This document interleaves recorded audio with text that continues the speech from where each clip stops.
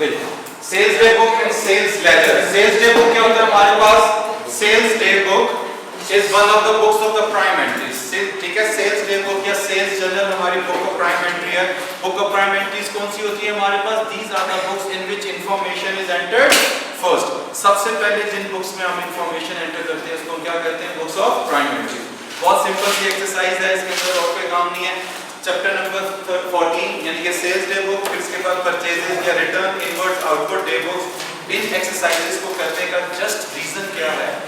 Basic exercises हैं just to make us familiar with the next topic which we have to do, control accounts, ताकि हम अपनी जो accounting information है उससे फैमिलियर हो सकें कि कौन कौन सी ट्रांजैक्शंस कहां से गुजर के जाती है, किन बुक्स में कौन कौन से अकाउंट्स होते हैं, किस लेजर में कौन से अकाउंट्स होते हैं, ताकि जब हम कंट्रोल अकाउंट का टॉपिक करें, ठीक है, और उसके अंदर हमारे पास रिकॉन्सिलिएशन है, ठीक है, कंट्रोल अकाउंट है और उसके अंदर हमारे पास उसकी भी रिकॉन्सिलिएशन है, यानी कि हमारे पास कंट्रोल अकाउंट की इंफॉर्मेशन होगी, उसके डिफरेंसेस होंगे और उनको ठीक करना होगा, ठीक है। This is purely A level topic, ठीक है, this is purely A level topic. अब कंट्रोल अकाउंट को बनाना और उसको ठीक करना, रिकॉन्सिलिएशन, अगर मुझे ये पता ही नहीं होगा कि कौन सी इंफॉर्मेशन या कौन सी ट्रांजैक्शन कहां से ट्रैवल करके जाती है, तो क्या मैं उसकी गलती को या मिस्टेक को ठीक कर सकूंगा?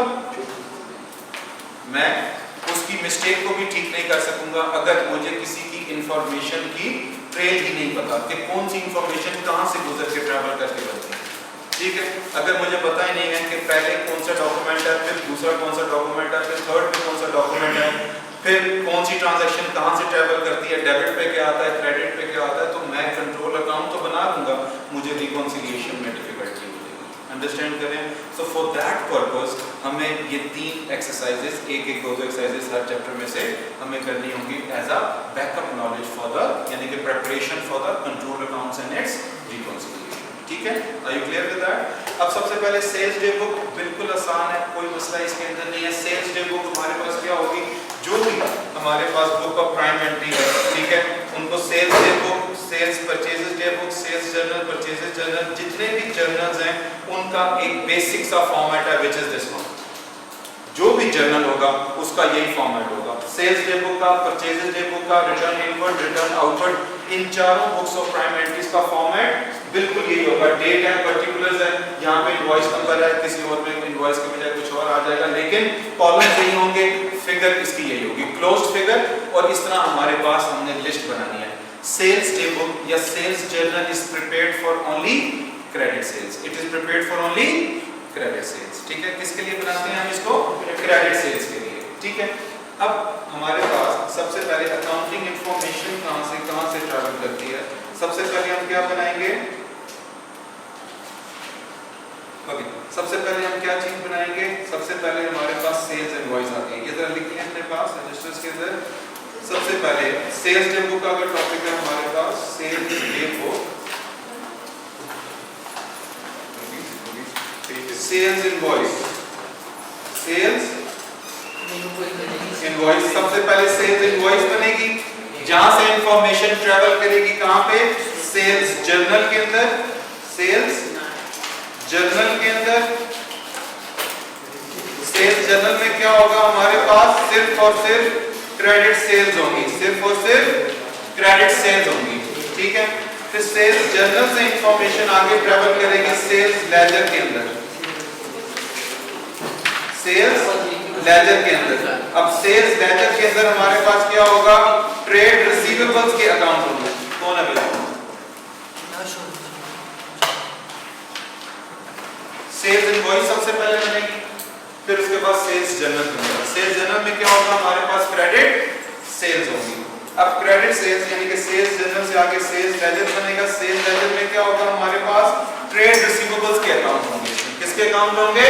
ट्रेड रिसीवेबल्स के अकाउंट होंगे। और सेल्स लेजर से आगे इंफॉर्मेशन ट्रैवल करेगी कहां पे? जनरल लेजर के अंदर। अब जनरल लेजर में किसका अकाउंट होगा हमारे पास? सेल्स का अपना अकाउंट, हमारे पास सेल्स का अपना अकाउंट होगा, ठीक है। सेल्स इनवॉइस, फिर सेल्स जर्नल, सेल्स जर्नल में क्रेडिट सेल्स होंगी, फिर सेल्स लेजर, वहां पे ट्रेड रिसीवेबल्स के अकाउंट होंगे, फिर जनरल लेजर, उसके अंदर सेल्स का अपना अकाउंट होगा, उसके अंदर सेल्स का अपना अकाउंट होगा। ठीक है, this is accounting information trail for credit sales. Credit sales की इंफॉर्मेशन कहां से शुरू होगी? सेल्स इनवॉइस बनेगी सबसे पहले, फिर सेल्स लेजर जनरल बनेगा, फिर सेल्स लेजर बनेगा और फिर जनरल लेजर। यहां पे इंफॉर्मेशन ऐसे से चलती है। ठीक है, and sales journal is only for credit sales. ठीक है, अब देख लेते हैं कि ये डॉक्यूमेंट्स बनते कैसे हैं।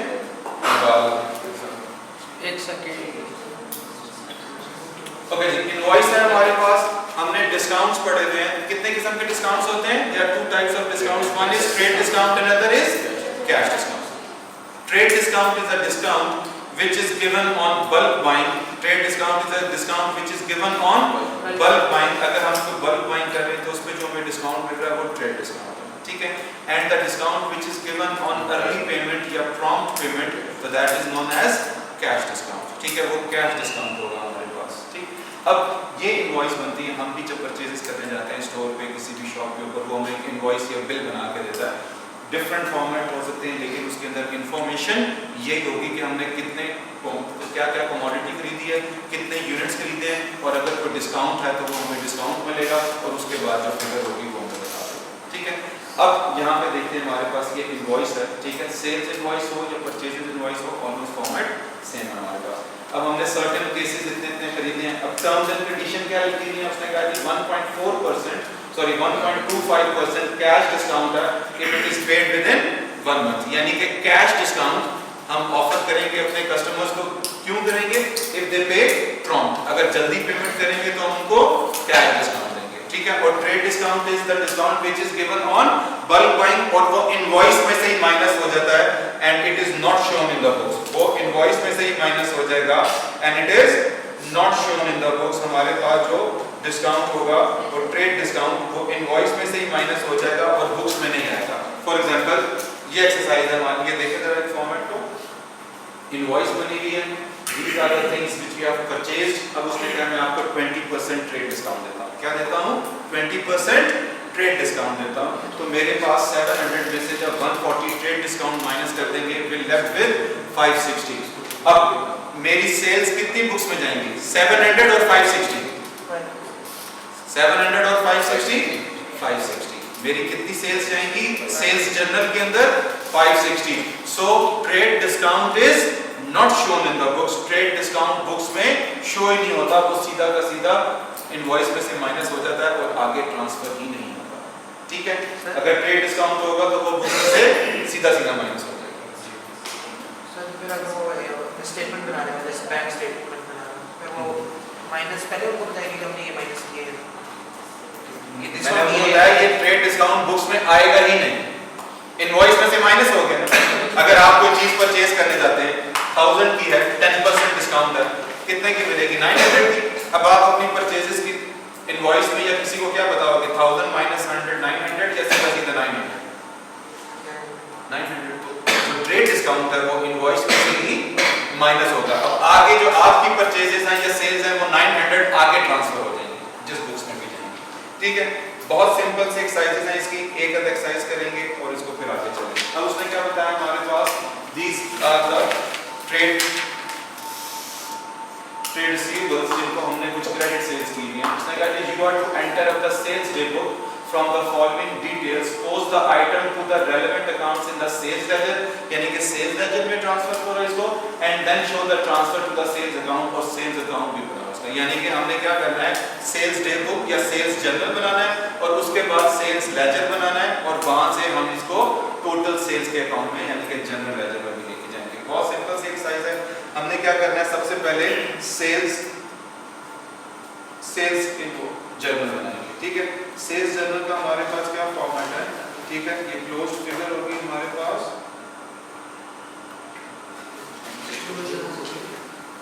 जी बेटा, हाँ जी क्लोज ही है ना। हमारे पास कुछ आर्टिस्ट ट्रांजैक्शंस हैं इसके अंदर। ठीक है, यहाँ तक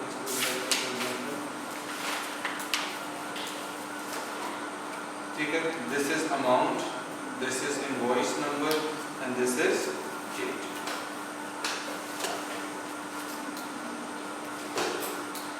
है, इधर डेट आ जाएगी, इधर पर्टिकुलर्स, इधर इनवॉइस नंबर और इधर अमाउंट। ठीक है, this is sales day book, sales day book and exercise is your 14.1। ठीक है, अब जो जो हमारे पास क्रेडिट सेल्स हो रही है, जो जो हमारे पास क्रेडिट सेल्स हो रही है, बस उनके नाम हम यहाँ पे लिस्ट कर देंगे। फॉर एग्जांपल किस किस की क्रेडिट सेल्स हो रही है, B O, T fine, L more. ठीक है, इन सब के नाम लिखते जाएंगे और वहाँ पे इंफॉर्मेशन एंटर करते जाएंगे। 2006 मार्च 1, 2006 मार्च 1 किसकी ट्रांजैक्शन है, B O and T Fine, B O T fine, L More, B ओ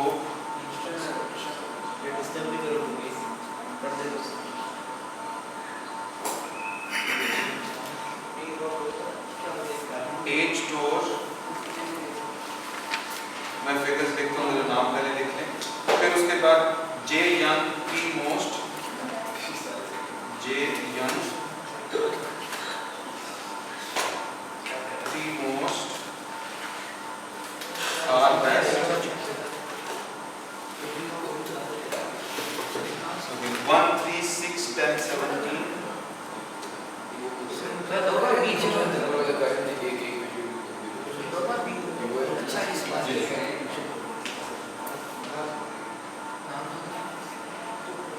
हमने एक बंदे को 2 दफा क्रेडिट सेल्स की हुई है।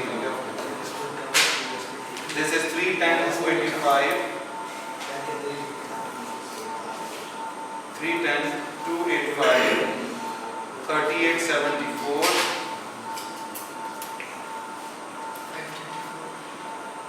534.92,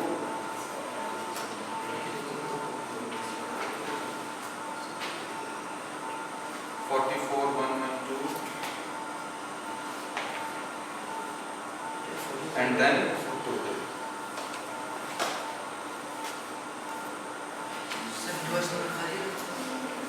इनवॉइस नंबर में हमारे पास इंफॉर्मेशन नहीं होगी कि सिर्फ कॉलम बनेगा जैसा लेजर फोलियो बनता है। ठीक है, this is sales day book, this is sales day book. Simply जिसको हमने क्रेडिट सेल्स की है उसकी हमने लिस्ट बना ली, हमारे पास ये सेल्स डे बुक बन जाएगा एंड एट द एंड हम इसका टोटल बना लेंगे। Sales journal, purchases journal, return inward journal and return outward journal, ये चारों के चारों जर्नल इसी प्रिंसिपल पर बनेंगे। We will just list out कि हमने इसको इतनी सेल्स की हैं, इससे इतनी परचेजेस की हैं, रिटर्न इनवर्ड या रिटर्न आउटवर्ड अभी आने वाले चैप्टर्स में वो भी देखेंगे। अब ये हमारे पास सेल्स डे बुक हमने बना ली, इसमें कोई मसला, सिंपल हमने लिस्ट किया जिसको क्रेडिट सेल्स करना है। Now after preparing sales day book we have to prepare sales ledger, we have to prepare sales ledger। जरा इसको यहाँ पे देखिएगा बेटा जरा ध्यान से, हेडिंग दे देंगे सेल्स लेजर। अब सेल्स लेजर में हमने पढ़ा था, सेल्स लेजर में क्या होता है हमारे पास, सेल्स लेजर में we have the T accounts of trade receivables, trade receivables के टी अकाउंट होते हैं हमारे पास। अब हमने डुप्लीकेट नहीं करना, लेकिन हर एक का टी अकाउंट ओपन कर लेंगे, डुप्लीकेट नहीं करना, हर एक का टी अकाउंट ओपन करेंगे। मैं सिर्फ 1 या 2 का टी अकाउंट बना देता हूँ, बाकी आपने बनाना है। ठीक है, इधर देखो बेटा ध्यान से। अब सबसे पहले we have the name of B Hope, मैं बी होप का अकाउंट ओपन कर लेता हूँ। मैं बी होप का अकाउंट ओपन कर लेता हूँ। अब बी होप को हमारी कितनी सेल्स हो रही है, जब हम सेल्स करेंगे किसी को क्या ट्रांजैक्शन करेंगे, जब हम किसी को सेल्स करेंगे क्या ट्रांजैक्शन करेंगे, B hope debit and sales credit, ऐसा ही होगा। B hope debit, B hope account debit and sales credit, तो B is being debited because of, B is being debited because of sales, तो B हमारे पास debit हो रहा है सेल्स की वजह से। एंड अमाउंट कितनी आ जाएगी बी की हमारे पास 310, यहां पे मैं 310 एंड डेटेड फर्स्ट।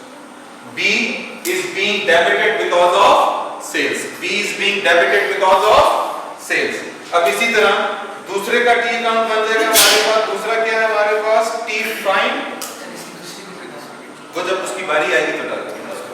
अब टी फाइन का अकाउंट बन जाएगा T fine is being debited because of sales, amount आ जाएगी 285, डेटेड 3rd दरवाजे बंद हो जाए और हो गया दरवाजा से लॉक कर देंगे कल हमें ही ओके जी, टी फाइन आ गया हमारे पास। इसी तरह नेक्स्ट एल मोर का अकाउंट बन जाएगा L More. Now L More is being debited because of sales, और एल मोर की अमाउंट कितनी है हमारे पास, एल मोर इज 38। अब इसी तरह जितने भी लोग हैं उन सब का अकाउंट बनता जाएगा और यहाँ पे इसी तरह सेल्स लेजर बन जाएगा। अब इधर देखिए बेटा ध्यान से, अब सेल्स लेजर बन जाएगा सबका, हर राइटर का टी अकाउंट बनेगा। अभी मैंने सिर्फ 3 अकाउंट्स बनाए, इसी तरह आप कंटिन्यू करेंगे, जितना 6-7 अकाउंट्स हैं वो